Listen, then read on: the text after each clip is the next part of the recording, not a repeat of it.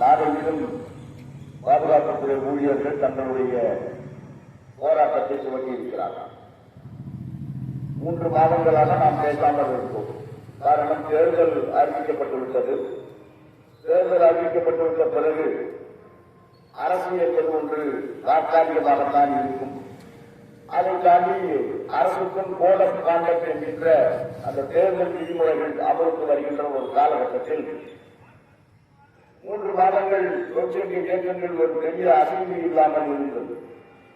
இருந்தாலும் நம்முடைய பெடரேஷனை பொறுத்தவரையிலும் நம்முடைய கோரிக்கைகள், நம்முடைய பிரச்சனைகள், அதற்காக நாம அரசாங்கத்தோடு கள்ள போக்குவரத்துகள், அவர்களோடு சம்பந்தப்பட்ட அதிகாரிகளை சந்தித்து பேச்சுவார்த்தை என்பது தொய்வில்லாமல் அது நடந்து கொண்டிருந்தது. இந்த கவர்மெண்ட் வந்தாச்சு. மோடி அவர்கள் 3வது முறையாக பொறுப்பேற்றிருக்கிறார்கள். அவருடைய அரசு பொறுப்பேற்றிருக்கிறது. நிச்சயமாக நாட்டு மக்கள் அந்த அரசினுடைய கடந்த அரசினுடைய தவறான கொள்கைகளுக்கு எதிரான ஒரு தீர்ப்பு வழங்கியிருக்கிறார்கள் என்பதை மறுக்க முடியாது. ஏனென்றால் 400 இடங்கள் நாங்கள் பெற்று வெற்றி பெற்று வருவோம், பாராளுமன்றத்திலேயே எங்களுடைய ஆக்கிரமிப்பின் கீழ் கொண்டு வருவோம், எதிர்கட்சிகள் என்பதும் எதிர்கட்சிகளுடைய குரல் என்பதும் அந்த நாடாளுமன்ற அரங்கத்திற்குள் விளங்காது என்றெல்லாம் ஒப்படைத்தார்கள் தேர்தலுக்கு முன். ஆனால் தேர்தல் முடிவு வர ஆரம்பித்து விட்ட பிறகு நிலைமையில் மாறுதல் ஏற்பட்டு தனியாக அந்த கட்சிக்கு மெஜாரிட்டி கேட்க வேண்டும் என்று சொன்னால் இன்னும் ஒரு 30-40 சீட்டு தேவை அப்படிங்கிற சூழ்நிலைக்கு தள்ளப்பட்டு வேறு வழி இல்லாமல் இன்றைக்கு தெலுங்கு தேசம் கட்சியோடும் அந்த ஜனதாதள யுனைடெட் கட்சியோடும் இணைந்து ஒரு அரசாங்கத்தை அவர்கள் ஏற்படுத்தி இருக்கிறார்கள். அரசு புதிய அரசு அப்படின்னு சொல்லலாம். ஆனால் புதிய அரசாங்கம் புதிய அரசு அல்ல. அதே பிரதமர்ல எந்த மாறுதலும் இல்லை. நம்ம மந்திரி பாதுகாப்பு அமைச்சர் ராஜ்நாத் சிங் எந்த மாறுதலும் இல்லை. உள்துறை அமைச்சர் அமித்ஷா மாறுதல் இல்லை. நிதி அமைச்சர் 2-3 நாளில் பட்ஜெட் தாக்கல் பண்ண போறாங்க நிர்மலா சீதாராமன். மத்திய அரசு ஊழியர்களுக்கான அமைச்சர் டாக்டர் ஜிதேந்திர சிங். இந்த 5 பேரும் நம்முடைய பிரச்சனைகளை சம்பந்தப்படுறோம். ஆனா அந்த 5 பேரும் அங்கேதான் இருக்காங்க. அந்த 5 பேர் மட்டுமல்லாமல் அருணஸ் தொழிற்சாலைகள், சரக்குறை தொழிற்சாலைகள் கார்பரேஷனாக மாற்ற வேண்டும் என்று தலைகீழாக நின்று அதை பிரதமருக்கு அவ்வப்போது போதித்து அந்த பணியை ஆற்றிய தேசிய பாதுகாப்பு ஆலோசகர், national security adviser Ajit Doval அவரும் அப்படிதான் இருக்காரு. அப்ப எதுவும் புதுசு இல்லை, புதிய மாற்றங்கள் எதுவும் வந்து நடந்துவிடவில்லை.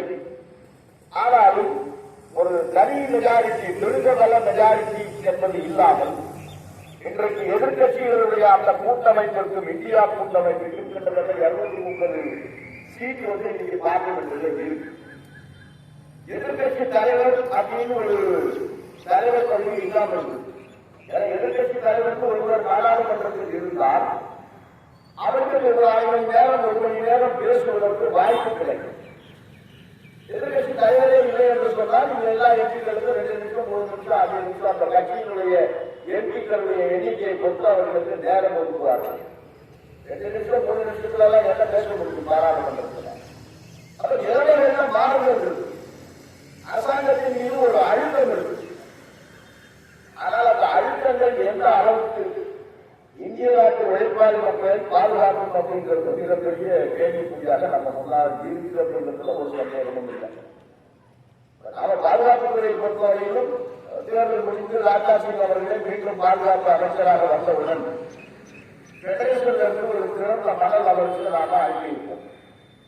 கடந்த 5 ஆண்டுகளும் நீங்கள் பாதுகாப்புத்துறை சிவிலியன் ஊழியர்களை வந்து செகண்ட் கிளாஸ் சிட்டிசன், 2ஆம் தர குடிமகனாகத்தான் நீங்கள் நடத்தியிருக்கிறீர்கள்.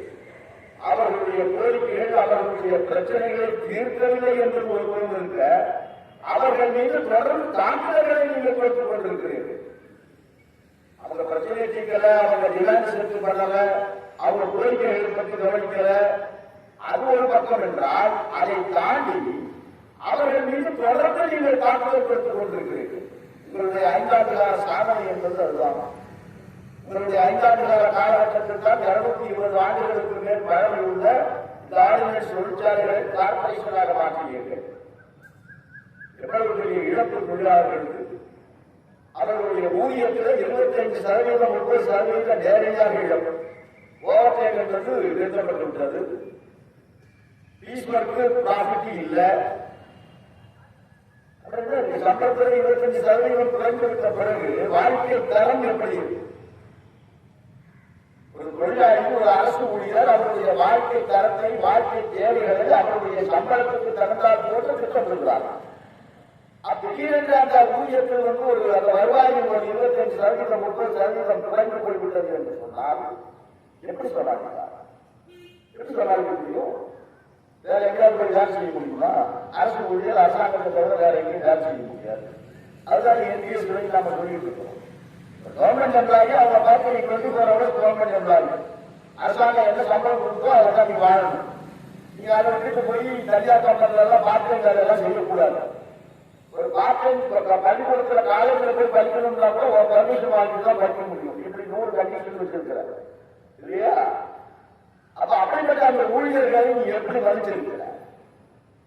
அவர்கள் டெய்லி நான் ஊர்ல இருக்கிற யூனியன் ஆபீஸ்ல இருக்கிறேன்னு தெரிந்தால் இறந்து போன தொழிலாளர்களுடைய ஒரு 10 குடும்பமாவது டெய்லி வந்து பார்க்கறது. இது ஓசியத்தில் மக்கள் 2 நாள் கட்டடாக எப்படியோ தெரியல நாங்க இருக்கிறேன்னு ஒரு 15 ஃபேமிலி ஐடியில் வந்து நிற்கிறாங்க. எந்த போனாலும் அவர்கள் வருகிறார்கள். என் கணவர் இறந்து விட்டார், என் தலைவராக இறந்து விட்டார், பதில் வேலை எங்க கம்பேஷன் அப்பாயின்மெண்ட் எங்க? 3 வருஷமா கம்பேஷன் அப்பாயின்மெண்ட் இல்ல. ஆர்டினன்ஸ் ஒட்டுமொத்தமாக கம்பேஷன் அப்பாயின்மெண்ட் ஒழுங்கப்பட்டு விட்டது இந்த அரசு. அதை அவங்க சொல்லியிருக்கோம். கம்பேஷன் அப்பாயின்மெண்ட் எப்படி நிறுத்த முடியும்? அரசு ஊழியர் இறந்து போனா கம்பெனி ஊழியர் அல்ல, இறந்து போன அந்த தொழிலாளி அவருடைய கார்பரேஷன் ஊழியர் அல்ல, அரசு ஊழியர் அல்ல. மற்ற அரசு ஊழியர்களுக்கு கம்பேஷன் அப்பாயின்மெண்ட் கிடைக்கும் போது இந்த ஆர்டர் ஃபேக்டரியை வந்து நீ கார்பரேஷனா மாற்றிட்டாங்கிறதுக்காக அவருடைய இறந்து போன தொழிலாளிக்கு எப்படி வேலை கொடுக்க மாட்டோம்னு சொல்லுவாங்க. இந்த கேள்விகளுக்கு பதில் நாம இன்னும் 6வது சம்பள கமிஷனுடைய ஃபீஸ் எல்லாம் வேலை செஞ்சுட்டு இருக்கோம். அடுத்த பே கமிஷன் நேற்று தினம் போன்ற நோட்டீஸ்ல பார்த்துருக்கீங்க. கோரிக்கை சமர்ப்பிச்சிருக்கோம். இன்னைக்கு ஜிஎம் சமர்ப்பிக்க இருக்கிறோம். நம்ம சட்டத்தின் சார்பில் 400 பாதுகாப்பு துறை நிறுவனங்கள் சார்பில் கோரிக்கை சமர்ப்பிக்கப்பட இருக்கிறது. அது 8வது சம்பள கமிஷன் சீக்கிரம் 8வது சம்பள கமிஷன் எங்களுக்கு வேணும் அப்படின்னு கேட்டோம். ஆனா 7வது சம்பள கமிஷனுடைய ஃபீஸ் ரேட் மாற்றம் இதுவரைக்கும் நடந்துதான் நடக்கல. ஜெயமூர்த்தி இங்க பேசும்போது சொன்னார், கடந்த ஆண்டு நம்முடைய நிறுவனம் என்ன 8 மாதம் 9 மாதம் வேலையே கிடையாது. வேலையே அறவே இல்லை. மாதம் நிர்வாகத்தில் போய் போராட வேண்டியது சம்பளத்துக்காக. ஒரு அரசு ஊழியர் தன்னுடைய சம்பளத்துக்காக போராடுறது கேள்விப்பட்டிருக்கோம். ஆனா கார்பரேஷனுக்கு பிறகு அப்படிங்க நடந்திருக்கு. ஒவ்வொரு மாதமும் நிர்வாகத்தில் போய் ஜனதாரர்கிட்ட வேதியர்கிட்ட கீழே அவங்களுக்கெல்லாம் சம்பளம். அவங்க சம்பளத்துல ஒரு நேரா குறையிருக்கு. ஃபேக்டரியில உற்பத்தி நடக்குதா நடக்கலையா, மெட்டீரியல் வந்துதா மெட்டீரியல் வரலையா, அவர்களுடைய ஊதியத்தில் ஒரு பைசாவோட குறையவில்லை. ஆனால் ஈஸ்வரத்து திட்டத்திலே உற்பத்தியை நேரடியாக இருக்கக்கூடிய அந்த தொழிலாளிகளுடைய ஊதியத்தில் கடுமையான பாதிப்பு. அதுக்கு நீங்க என்ன காம்பன்சேஷன் பண்ணி கொடுத்துருக்கீங்க? மாசமாக ஒரு வந்து சண்டை போடணும். பாதுகாப்புத்துறை ஊழியர்கள் இன்றைக்கு மிகப்பெரிய ஒரு தாக்குதலுக்கு உள்ளாக்கப்பட்டிருக்கிறார். அதெல்லாம் நாம் கவர்மெண்ட் கையில கொடுக்கல. ஆட்சியாளர்கள் கேட்டார்கள், ராஜாசிக்கு கண்டு வேணும், கையில எழுதி முடிச்ச கையோட அதுக்கு டிசைட் பண்ணணும், ஃபெடரேஷனுடைய எக்ஸிக்யூட்டிவ் மீட்டிங் போடணும், டிஸ்கஸ் பண்ணி டிசைட் பண்ணணும். சும்மா இருக்க முடியுமா? 3 மாசம் சும்மா இருக்கும். இதுல சும்மா இருக்க முடியுமா? நம்முடைய குரலை எதிர்த்து கொண்டே இருக்கணும், நம்முடைய எதிர்ப்பை பதிவு கொண்டே இருக்கணும். ஃபெடரேஷனுடைய தேசிய நிர்வாகம் 1ஆம் தேதி டெல்லியில் இருக்கும். அப்படியே 2ஆம் தேதி போய் பாராளுமன்றத்துக்கு முன்னாடி ஜந்தர் மண்டல உட்கார்ந்து இந்த கோரிக்கைகள் நேற்றைய நம்முடைய துண்டு பிரசத்தில் போட்ட அந்த கோரிக்கைகள் அனைத்தையும் நிறைவேற்ற வேண்டும். அதே 2ஆம் தேதி அன்றைக்கு 400க்கும் மேற்பட்ட பாதுகாப்புத்துறை நிறுவனங்களின் கோரிக்கைகள் உட்பட இங்கு ஒரு மிகப்பெரிய ஆர்ப்பாட்டத்தை நாம் எல்லாரும் நடத்த இருக்கிறோம். இது நிலைமை போறதில்லை. 2 விஷயங்களை சொல்லி நாங்கள் வெற்றிகள் முடிச்சது. ஒண்ணு, செப்டம்பர் 30 முடிஞ்சா நாம யார் இந்தியா மக்கள் நான் எங்க போனாலும் நான் கல்கத்தாவில் 3 ஃபேக்டரி கேட்க பேசுறேன். ரைபிள் ஃபேக்டரி ஷாப்பூர், ஆட்டஸ் factory London, condenser factory Ghazipur, 3 factory தொழிலாளர்கள் மத்தியிலும் பேசுறேன். அதிகாரிகள் உட்பட 3 ஃபேக்டரியினுடைய ஜெனரல் மேனேஜர் அவர்களையும் சந்தித்து பேசுறேன். எல்லோரும் வந்து கேட்கிறார்கள், அக்டோபர் 1ஆம் தேதி நான் யாரு? நான் அரசு ஊழியரா? நான் கம்பெனி ஊழியரா? நான் அண்ணன் ஃபேக்டரி இருப்பேனா? இந்த கேள்வி கேட்கிறாங்க. இந்த கேள்வியை கேட்க வைத்தது யாரு? இந்த அரசு. ஒரு அரசு ஊழியர் நாம, பர்மனண்டான ஒரு ஜாப் நமக்கு இருக்கு, ரிட்டையர் ஆன பென்ஷன் இருக்கு. இப்படிப்பட்ட நம்பிக்கையோடு நாமெல்லாம் இந்த வேலைக்கு வந்திருக்கோம். அதே நீங்க நம்ம நிலைமை என்ன? எந்த நிலைமையும் நம்மை இந்த அரசு கொண்டு போய் தள்ளி வைத்திருக்கிறது. எல்லோருக்கும் இந்த கேள்வி இருக்கிறது. நாம யாரு? நம்முடைய ஸ்டேட்டஸ். நாம ராஜ்நாத் சிங்குக்கு தெளிவா ஏற்கனவே சொல்லியிருக்கோம். இப்ப புதுசா மீண்டும் அவர் பாதுகாப்பு அமைச்சரால் வந்த பிறகு அவருக்கு நாம தெளிவாக கட்டம் கொடுத்திருக்கோம். நான் விரும்பி கார்பரேஷனுக்கு போகலை. என்ன நீ ஆப்ஷன் கேட்டியா? இப்ப நான் வந்து ஆட்டம் காட்டிய கார்பரேஷன் நான் மாத்திட்டேன், நீங்க எல்லாம் கார்பரேஷன்ல போய் வேலை செய்வீங்களான்னு என்ன கேட்கல. நீயாக அனுப்பணும். 2 வருடத்திற்கு நீங்கள் அங்கே டீம்டு டெபுடேஷன்ல இருக்கணும் அப்படின்னு நீங்களா அனுப்புறீங்க. கேபினெட் முடிவு என்ன? 2 வருஷத்துக்குள்ள இந்த கம்பெனியில போய் நம்ம ஊழியராக, அரசு ஊழியர் அப்படிங்கிற அந்தத்தை விட்டுட்டு இந்த கம்பெனியில போய் இங்க ராஜினாமா பண்ணிட்டு அங்க போய் சேர்ந்தோம்னா, அந்த ஊழியராக போய் சேர்ந்தோம்னா என்ன பேஸ்கேடு, என்ன டிஏ, என்ன ஹெச்ஆர், எல்டிசி இருக்கா, மெடிக்கல் இருக்கா, சில்ட்ரன் எஜுகேஷன் அலவன்ஸ் இருக்கா, சிஜிஎச்எஸ் இருக்கா, சிஎஸ்டி கேண்டீன் இருக்கா, இது எல்லாரும் சொல்றாங்களா? இதெல்லாம் சொன்ன பிறகு அந்த தொழிலாளிகிட்ட ஆப்ஷன் கேட்கணும். நீங்க கவர்மெண்ட்ல இருக்கிறீங்களா இல்ல இந்த கம்பெனிக்கு வரீங்களான்னு கேட்கணும். கவர்மெண்டில் வருவதாக இருந்தால் அதுக்கு ஆப்ஷன் கேட்கணும்.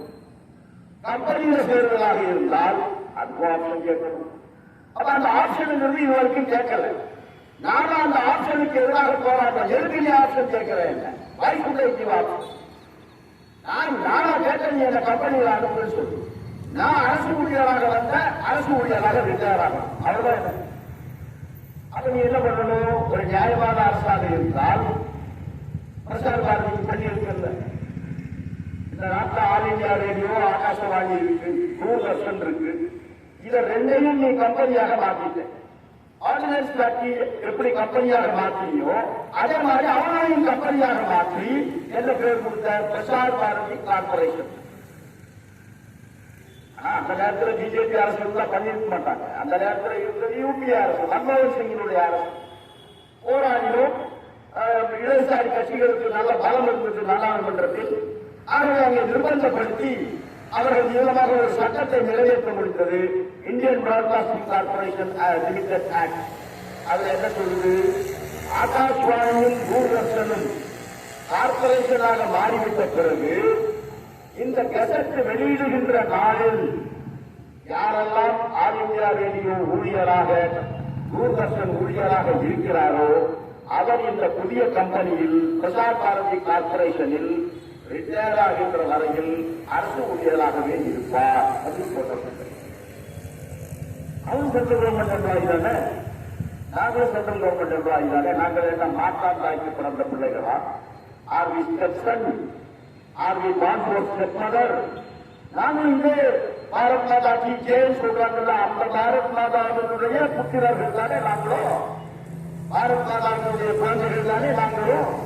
பாரத் மாதாவுக்கு 2 விதமான குழந்தைகள் இருக்க முடியாதுல்ல. அப்ப பாரத் மாதாவினுடைய குழந்தை ஒரு பக்கத்துல வந்து ரிட்டையர் ஆகிற வரைக்கும் அரசு ஊழியராக இருப்பாங்க. ஆனா நாங்கள் கார்பரேஷனுக்கு போகணுமா? போக முடியாது, போக மாட்டோம். இது தராரா சொல்லிட்டோம், நீதிமன்றத்திலையும் சொல்லிட்டோம். கார்பரேஷன் வழக்கு நடக்குது. அங்க என்ன பண்ணாங்க? பிஎம்எஸ் ஒரு கேஸ் போட்டது டெல்லியில் கார்பரேஷனுக்கு எதிராக. அது ஒழுங்கா அந்த வழக்கை நடத்தல. அந்த கேஸை வந்து தள்ளுபடி பண்ணிட்டான் டெல்லி ஹைகோர்ட். கவர்மெண்ட் கொள்கை விஷயங்கள் எல்லாம் நாங்கள் தலையிட முடியாது, கார்பரேஷன் பண்ணது கவர்மெண்ட் முடிவு, கோர்ட் அதில் தலையிடாதுன்னு சொல்லியது. மறுபடியும் இந்த அரசு என்ன பண்ணுது? அந்த ஜட்மெண்டை கொண்டு வந்து மெட்ராஸ் ஹைகோர்ட்ல வைத்து ஏற்கனவே டெல்லி உயர் நீதிமன்றம் கார்பரேஷன் பண்ணது கரெக்ட்னு சொல்லி தள்ளுபடி பண்ணிட்டா இங்கேயும் நீ தள்ளுபடி பண்ணு அப்படின்னா நம்ம வழக்கறிஞர் சொன்னாரு மூத்த வழக்கறிஞர் இது உச்ச நீதிமன்றம் கேள்விப்பா உச்ச நீதிமன்றம் தீர்ப்பா இருந்தா கரெக்ட் ஹைகோர்ட்டுக்கு வேற வழி இல்லை. ஆனா இது இன்னொரு உயர் நீதிமன்றம் கொடுத்த தீர்ப்பு. ஒரு உயர் நீதிமன்றத்தினுடைய தீர்ப்பு இன்னொரு உயர் நீதிமன்றத்துக்கு பாதகமாகாது. அது மட்டும் இல்ல, அங்க என்ன ஆர்குமெண்ட் பண்ணாரு யாருக்கு தெரியும். இங்க நீங்க என்ன கேட்கறது இல்ல, என்னுடைய ஆர்குமெண்ட்ஸ் என்ன, ஏஐடிஎஃப் சார்பாக என்னென்ன ஆர்குமெண்ட்ஸ் அந்த வழக்கு இருக்கு கேட்கறது இல்ல. கேட்காம ஒரு தீர்ப்பு கொடுக்க முடியுமா? அதை ஏற்றுக்கொண்டு இந்த 23ஆம் தேதி அந்த வழக்கு வருது. அந்த வழக்கில் ரெண்டு விஷயம் தெளிவா இருக்கு. ஒன்று, கார்பரேஷன் முடிவு தப்பு, அதை நீதிமன்றம் ரத்து செய்யணும். இன்னொன்று, அரசு ஊழியராக வந்தா அரசு ஊழியராக விட்டாரா. அப்ப அறிவிப்பவர்களே இவங்க எப்ப வேணாலும் ஆப்ஷன் கேட்கலாம். நான் எல்லா இடத்துலையும் போகும்போது எல்லாருக்கும் இந்த பேனாவை காட்டி போடுறேன். உங்க எதிர்காலம் இந்த பேனாவில் இருக்கு. உங்களுக்காக பெடரேஷன் ஃபைட் பண்ண முடியும், சங்கம் ஃபைட் பண்ண முடியும், கடிதம் எழுத முடியும், போராட்டம் பண்ண முடியும், எல்லாம் பண்ண முடியும். ஆனா கம்பெனியில இருக்கணுமா அரசாங்கத்தில் இருக்கணுமான்னு கையெழுத்து போட வேண்டியது நீங்க. அப்ப உங்க பேராக நீங்க பத்திரமா யூஸ் பண்ணணும், விவரமாக யூஸ் பண்ணணும். கையெழுத்தை மாற்றி போட்டோம்னா ஆப்ஷனும் திரும்ப பெற முடியாது. ஏன்னா option once given is final. ஒரு முறை கம்பெனியில சேர்ற அப்படின்னு ஆப்ஷன் கொடுத்துட்டா ஒரு 3 மாசம் போட்டு ஐயோ தப்பா கொடுத்துட்டேன் நான் திரும்ப கவர்மெண்ட்டுக்கு வந்துடுறேன் அப்படின்னா அது நடக்காது. அப்ப நாம எதுக்கு அதை போகணும்? நமக்கு ஏராளமான பிரச்சனைகள் இருக்கு. நமக்கு ரிட்டையரான சிஜிஎஸ் இருக்கா, அங்க சிஎஸ்டி கேண்டீன் வசதி இருக்கா, இதெல்லாம் எதுவுமே இல்லைல்ல. இப்பவே நமக்கு செப்டம்பருக்கு மேல சிஎஸ்டி கேண்டீன் கார்டு ரினியூ பண்ண மாட்டேங்கிறான். அதை கண்டிச்சு நான் டிஃபென்ஸ் செக்ரட்டரி கடிதம் எழுதியிருக்கேன். நான் எங்கேயும் உங்க கம்பெனி ஊழியரால, நான் அரசு ஊழியர் தானே, நாளைக்கே நான் ஆப்ஷன் கேட்டா கூட நான் கம்பெனிக்கு போக போவதில்லை. அப்புறம் எதுக்கு எனக்கு சிஎஸ்டி கேண்டீன் ரெடியூஸ் பண்ணுவேன்? அது ஒரு பக்கம் அந்த போராட்டம் நடந்துட்டு இருக்கு. அது அறிவிப்பவர்களே எக்காரணத்தை கொண்டும் எப்பொழுது ஆப்ஷன் வந்தாலும் இந்த 2 மாசத்துக்குள்ள ஆப்ஷன் கேட்பாங்களான்னு எனக்கு தெரியல.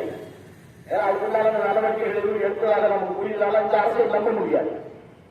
ஒண்ணுதான், ஒன்னே கவர்மெண்ட் இந்த டிஎம் டெபுடேஷனை எக்ஸ்டெண்ட் பண்ணணும், இல்லைன்னா நம்மளுக்கு ஆப்ஷன் கேட்கணும். இது எதுவுமே தேவையில்லை. நாங்க எல்லாரும் அரசு ஊழியராக ரிட்டையர் ஆகும், அந்த நோட்டிபிகேஷனை பப்ளிஷ் பண்ணு அப்படின்னு நாம போராடிட்டு இருக்கோம். அதுக்காக 2ஆம் தேதி டெல்லியில பாராளுமன்றத்துக்கு முன்னாடி ஏஐடிஎஃப் அத்தனை தேசிய தலைவர்களும் அங்க உட்கார்றாங்க. அடுத்து போறவர்களே, 2வது முக்கியமான விஷயம் என்பிஎஸ். பட்ஜெட்ல ஒரு அறிவிப்பு வரப்போகுது.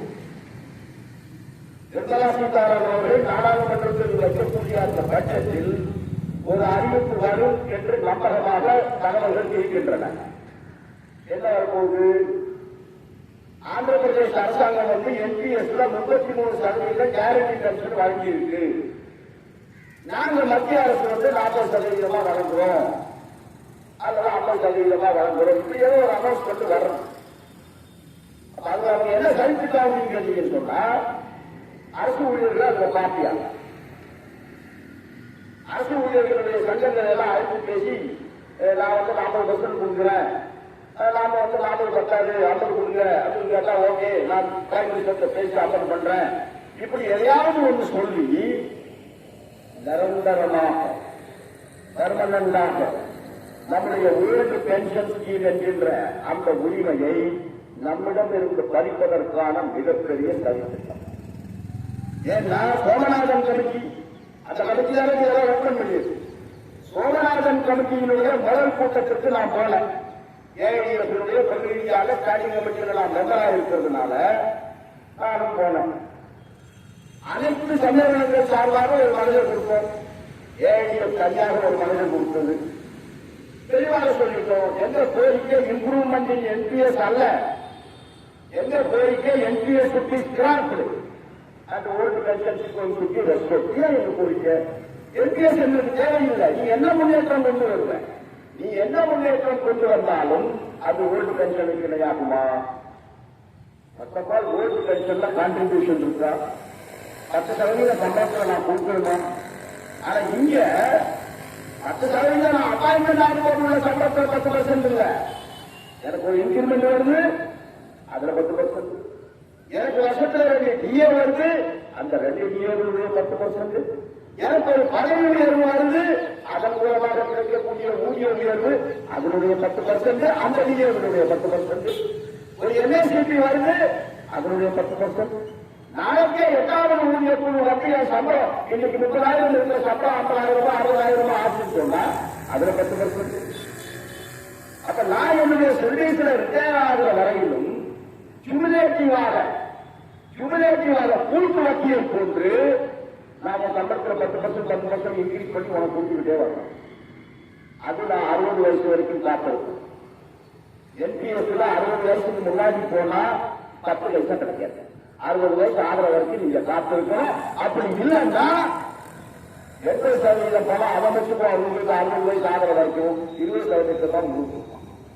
ஆனா இன்னைக்கு பழைய பென்ஷன் ஸ்கீம்ல இருக்கா 10 வருஷம் ஆன ஒரு தொழிலாளிய 10 வருஷம் தான் வேலை செஞ்சாரு, ஏதோ ஒரு தப்பு பண்ணிட்டாரு, மேனேஜ்மெண்ட் அவர் கம்பல்சரி ரிட்டையர்மெண்ட் எல்லாம் அனுப்புது. 10 வருஷம் சர்வீஸ்ல பழைய பென்ஷன் ஸ்கீம்ல அவருக்கு பென்ஷன் கிடைக்கும்.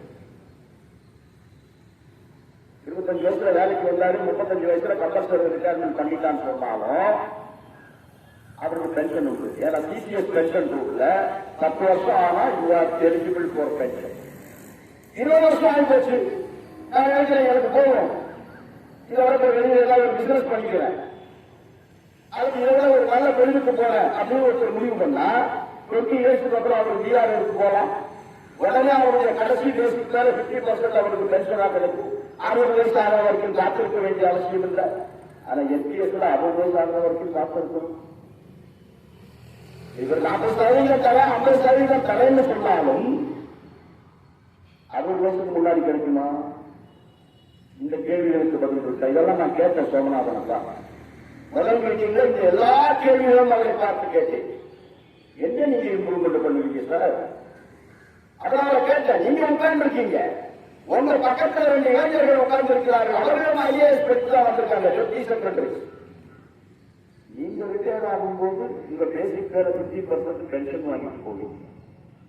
ஆனா உங்க பக்கத்துல உட்கார்ந்து இருக்காங்க இந்த 2 இளைஞர்கள், அவங்க மாசம் மாசம் அவங்க சம்பளத்துல 10% கொடுத்து ரிட்டையர் ஆகும்போது அவன் அதிகாரி ஒரு 5,000 6,000 பென்ஷன் கிடைக்கும்.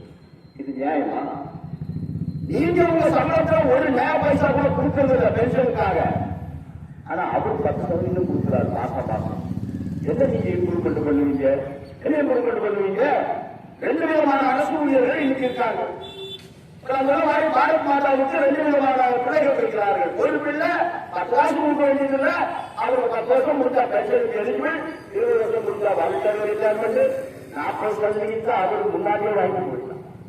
எப்படி இருக்கு பாருங்க.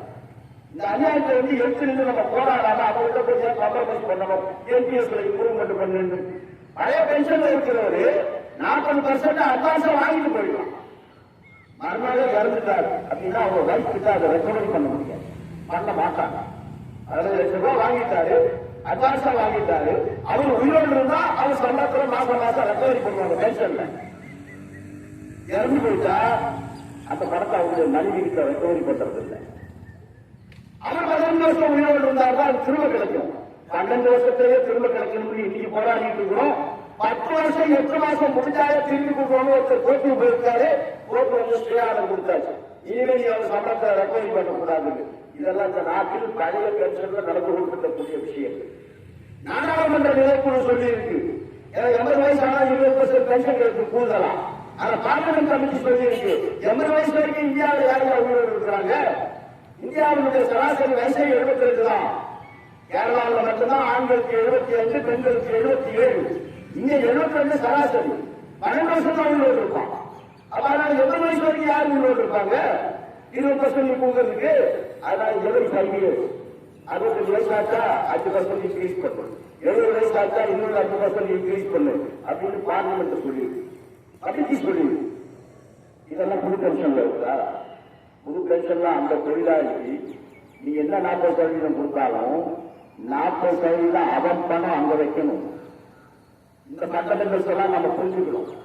60% தான் நமக்கு கொடுப்பாங்க, 40% அவங்க வைக்கணும். இவங்க கொடுத்த 40% பென்ஷனுக்கே கூட அந்த 40% அமௌண்ட் அங்க இருந்தா தான் உங்களுக்கு கிடைக்கும். இன்னைக்கு பழைய பென்ஷன் ஸ்கீம்ல எத்தனையோ குடும்பங்களுக்கு நாம விளக்கேற்றி வைத்திருக்கிறோம். ஒரு தொழிலாளி இறந்துட்டாரு, ரிட்டையரான தொழிலாளி இறந்துட்டாரு, அவர் மனைவியும் இறந்துட்டாங்க. அன்மேரிடு டாக்டர், திருமணமாகாத மகள், ஃபேமிலி பென்ஷன் கொடுத்துட்ட. விதவையாகிவிட்ட கணவனை இழந்துவிட்ட அந்த பெண் ஃபேமிலி பென்ஷன் கொடுத்துல. டைவர்ஸ், குடும்பத்தில் பிரச்சனை, டைவர்ஸ் பண்ணியாச்சு, விவாகரத்து பண்ணியாச்சு, ஃபேமிலி பென்ஷன் கொடுத்துல. பிசிக்கலி சேலஞ்சு ஒரு குழந்தை, ஆணும் பெண்ணும் சொந்தமாக அதுக்கு சம்பாதிக்க முடியல, ஃபேமிலி பென்ஷன் கொடுத்துல. மனநிலை பாதிக்கப்பட்ட ஒரு குழந்தை, யாராவது ஒருத்தருக்கு கார்டியன்ஷிப் எடுத்துக்கிட்டா ஃபேமிலி பென்ஷன். இதெல்லாம் நீ பண்ணுவியா என்பிஎஸ்ல? இந்த இம்ப்ரூவ்மெண்ட் எல்லாம் என்பிஎஸ்ல இருக்கா? எதுவுமே இல்லை. எதுவுமே இல்லாம நீ இம்ப்ரூவ்மெண்ட் பண்ணுவ, அதை நாங்கள் ஏற்றுக்கொள்ள வேண்டும் என்று சொன்னால் ஏற்க முடியாது அப்படின்னு சொல்லித்தான் 15ஆம் தேதி அன்றைக்கு அவர்கள் அழைத்த கூட்டத்தை ஏஐடிஎம் புறக்கணித்து மற்றவர்களுக்கும் சொன்னோம். அரசுடைய நிர்பந்தத்திற்கு அடிப்படையில் கிராஜுவேட் கொடுத்தது. அரசுடைய நிர்பந்தத்திற்கு அடிப்படையில் இறந்து போனா சர்வீஸ் இருக்கும்போது இறந்து போனா அரசு நம்முடைய நிர்பந்தத்துக்கு அடிப்படையில் 14% கொடுத்தது. ஆனால் ஓல்டு பென்ஷன் நம்ம சரண்டர் பண்ணோமா? இன்னைக்கு வரைக்கும் அந்த கோரிக்கைக்காக போராடுவாங்க. அப்ப அதே போது அவர்கள் அறிவிக்கப்பட்டது. நம்முடைய நிர்பந்தம், நம்முடைய போராட்டங்களுக்கு அவர்கள் அந்த அறிவிப்பிற்கு அச்சப்பட்டு 40% 50% அறிவிக்கப்பட்டது. நாம போய் நாங்கள் ஏற்றுக்கொள்கிறோம் என்று சொல்லலாமா? நாளைக்கே கவர்மெண்ட் மாறலாம் இல்ல. இந்த கவர்மெண்டே 5 வருஷம் இருக்கும், யாராவது கேரண்டி சொல்ல முடியுமா? நாளைக்கு சந்திரபாபு நாயுடு என்ன பண்ணுவாரு, அல்லது நிதிஷ்குமார் என்ன பண்ணுவாரு, யாருக்கு தெரியும்? அப்போ ஆட்சி மாறினால் நிரந்தரமான யாரு மாற போவது, ஓர வரலாறு எதுவுமே கிடையாது. அதான் இந்த அரசே பார்த்தோம்ல, இந்த அரசே பார்த்தோம்ல. அப்போ ஆட்சி மாறுகின்ற பற்றி நீங்கள் அவர்களிடம் கேட்க முடியும். ஏன் நம்ம கார்பரேஷனை ஏற்றுக்கொள்ள வேண்டும்? பல வருடங்கள் போராடினா 300 ரூபாய் ஏறிடுவாங்க. 55 ஆண்டுகள் போராடினா 300 ரூபாய் ஏறிடுவாங்க. இண்டஸ்ட்ரியல் தொழிலாளி பல ஆண்டுகள் போராடித்தான் இன்னைக்கு எல்சிஎம் வரைக்கும் 17 வாங்கிருக்கு. பல ஆண்டுகள் போராடித்தா ரிட்டையரான தொழிலாளிக்கு சிஎஸ்டி வாங்கியிருக்கு. பல ஆண்டுகள் போராடித்தான் என்பிஎஸ் இந்த முன்னேற்றங்களை நம்ம செய்ய முடிந்தது. ஆனால் அதற்காக நான் ஓல்டு பென்ஷன் ஸ்கீமினுடைய உரிமையை சரண்டர் பண்ணக்கூடாது. அதுவே அறிவித்தவர்கள் அரசு அறிவிக்கணும். இந்த நிபந்தனைகளுக்கு அடிப்படையில் அரசு அறிவிக்கணும். ஆனால் அதுல நாம பாட்டியாக இருக்கிறோம். நாம பாட்டியானா நிரந்தரமாக கிட்டத்தட்ட ஒரு 15-20 லட்சம் பேர் இன்னைக்கு மத்திய அரசு மட்டுமே என்பிஎஸ்ல இருக்காங்க. இந்தியா மொத்தமுள்ள மாநில அரசு ஊழியர்களை சேர்த்தால் 3 கோடி பேருக்கு மேல் இன்றைக்கு என்பிஎஸ் இருக்கிறார்கள். அவர்களுடைய எதிர்கால வாழ்க்கையை நாம் நாசம் செய்து விடக்கூடாது. அதைதான் நாம் சரியான நிலைப்பாடு எடுத்திருக்கிறோம். அரசு என்ன வேண்டுமானாலும் அறிவிக்கட்டும். ஆனால் அந்த அறிவிப்பை நமக்கு திருப்தி இல்லை என்று சொன்னால் நாம் எதிர்த்து போராட முடியும். பழைய பென்ஷனுக்காக நாம் நிற்க முடியும். இதற்காக நாம் உறுதியாக இருக்க வேண்டும் என்கின்ற நிலைப்பாட்டோடு நாம் நிற்கிறோம். கடைசியாக இங்கே பிஎம்எஸ் கூட்டம் எல்லாம் போட்டாங்கன்னு சொல்லிட்டு ஜெயமூர்த்தி பேசினாரு. அவர்களுக்கு பதில் சொல்ல வேண்டிய இடத்தில் நான் இல்லை. காரணம், அவர்கள் அந்த ஃபெடரேஷனுடைய டைரக்ஷன் படி கேட்பீங்க. அவங்க ஃபெடரேஷன் இந்த கோரிக்கைகளுக்காக எல்லாம் போராடுங்கன்னு சொன்னாங்க. எந்த கோரிக்கையை பற்றி பேசல, வழக்கம் போல நம்மளை பற்றி தீர்த்துட்டாங்க. அவர் சொன்னாங்க 50,000 ஓசிடியை திருப்பி அனுப்பியது மிகப்பெரிய துரோகம் அப்படின்னு சொல்லிவிட்டாங்க. 50,000 ஓசிடி நாம திருப்பி அனுப்பல, அது ஜிசிஎல் தலைமையகத்தினுடைய முடிவு. 2வது ராணுவத்தினுடைய ஒரு நிர்பந்தம் இருக்கு. இதை முடிச்சாதான் உனக்கு யூனிஃபார்ம் தருவேன். நம்ம ஃபேக்டரியினுடைய பிரதானமான ஒர்க்கோடு என்பது யூனிஃபார்ம், அது நமக்கு வேணும்.